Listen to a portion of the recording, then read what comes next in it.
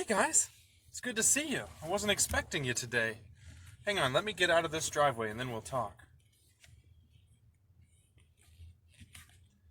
I wanted to talk a little bit today about the cosmic birth from the superorganism or the supreme organism. First thing I would like to say is that the Big Bang Theory, while it's completely possible that that's how it occurred, it's much too masculine, much too much testosterone thinking in that. The universe was actually born from a womb, just like you were, and I was. The universe comes from a womb called a black hole. You see, a black hole doesn't simply suck in everything around it. No, a black hole actually gives off radiation, it gives off energy. And the very first black hole spilled the cosmos into existence. She gave birth to us all. Now, there's something else I wanted to talk about, though. That's just for thought. What I wanted to speak to you about, other than that, is that you and I, and all of humanity, and all of civilization, are drones. We're being put to work by the super entity, the supreme organism, whatever that transcendental object at the end of time is. If you think about Revelations in the Bible, it speaks of a time where there'll be a new earth, a new heaven, and a new earth. And for years and years and years, it confused me a bit as I thought about it and wondered if, perhaps this is heaven or perhaps the earth will be completely destroyed, because it does mention there that the Bible says that the world will never be destroyed by flood again. It will be burned down with fire.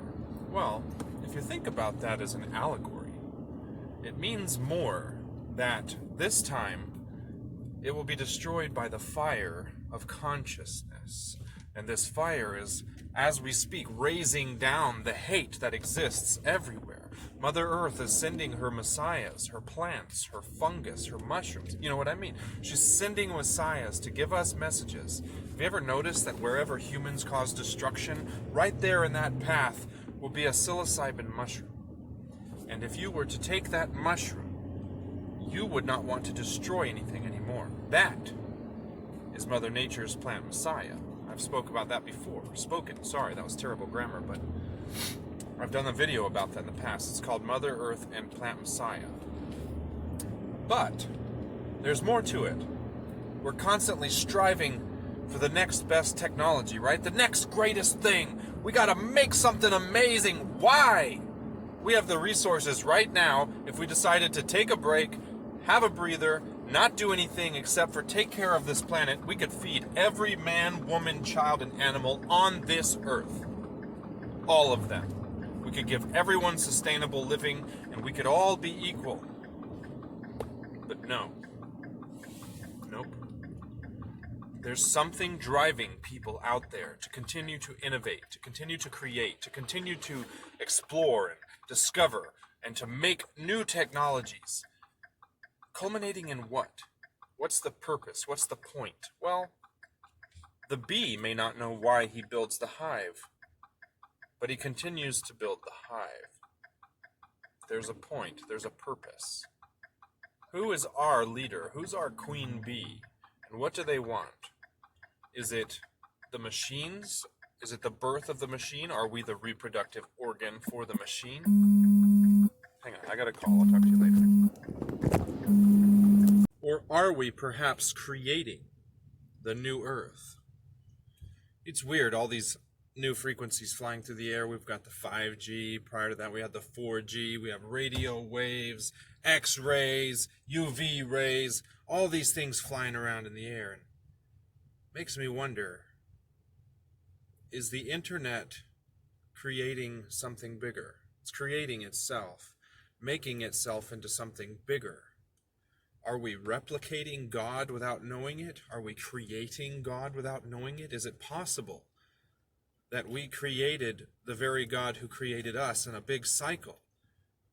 Something that repeats itself over and over and over again until the end of time. No, I don't think so, but there are so many mysteries. But I do think that we're certainly striving for something, some unknown something. If it's possibly to do directed panspermia, which means we're going to spread our life to other places in the universe, or, you know, I don't really know. I haven't gotten a full understanding of what we're doing. But I do know that it's not just us creating more things to make ourselves happier, because we're as happy and as comfortable as any person, any generation that's ever existed that we know of. Personally, I think it's possible that maybe a long time ago we had technology equal to this or surpassing this, possibly in a completely different way.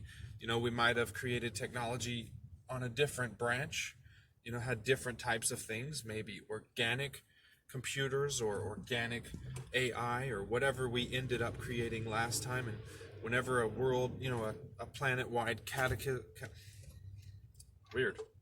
catastrophe, I almost said catechism, like you have in Catholicism, but that's not what I meant. There is a worldwide catastrophe that wiped it all out. And think about it. 1,000 years, all the metal or whatever they were using will be absorbed back into the earth. Any tectonic plate shifts, any floods, any, you know, ground moving events would have buried these things, and they'd be dissolved back into the earth, and we'd never know about it. It could have been so long ago. It's not like we would have signs of everything. And if they were like us and had everything digital in the cloud or whatever, it's gone. Their history's gone.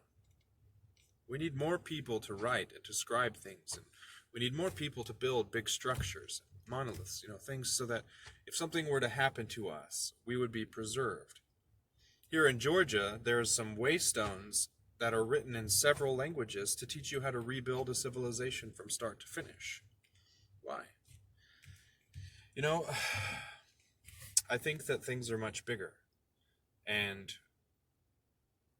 like the internet and these waves and digital information flying through the sky, you know, it's actually connecting us more than we even think.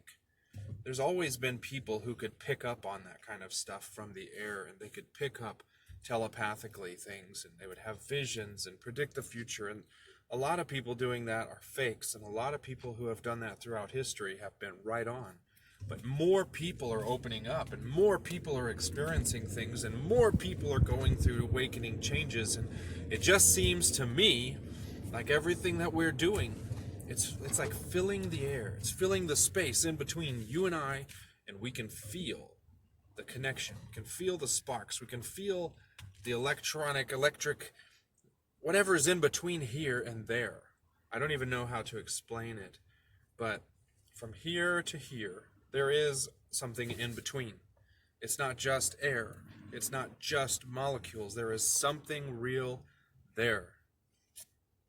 You know, space and time are extremely complicated, you know, but I was thinking, I was like, wow, man, what if we only understand our lives in the dimension we exist? Forwards, backwards. We invented airplanes, so we got up, we got above, we got below, we got inside, we got outside, but we don't yet experience or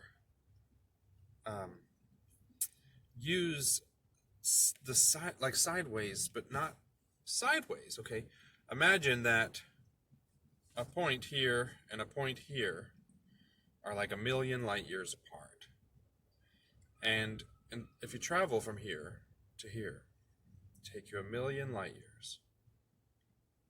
But if you were to turn this thing and go through it sideways, you're already there. I wonder when we're going to break through to the next part, because I know that there's more dimension than we have experienced currently. So I'm not really sure what the whole point of this video was. I'm driving around doing work. I haven't put anything up in a little while, and I did put a video about how to make a flute, so if you're interested in spiritual instrument making, there's a video about flute making. Just put it up the other day. But I want to talk to you guys. You know, I like to get some feedback from you. I get some comments, but not very chatty group that's watching my channel. Like 850 something of you guys.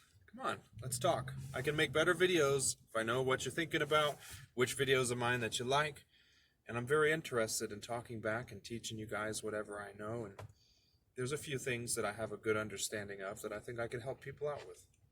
So if you need anything, let me know. Otherwise, love you guys. Bye.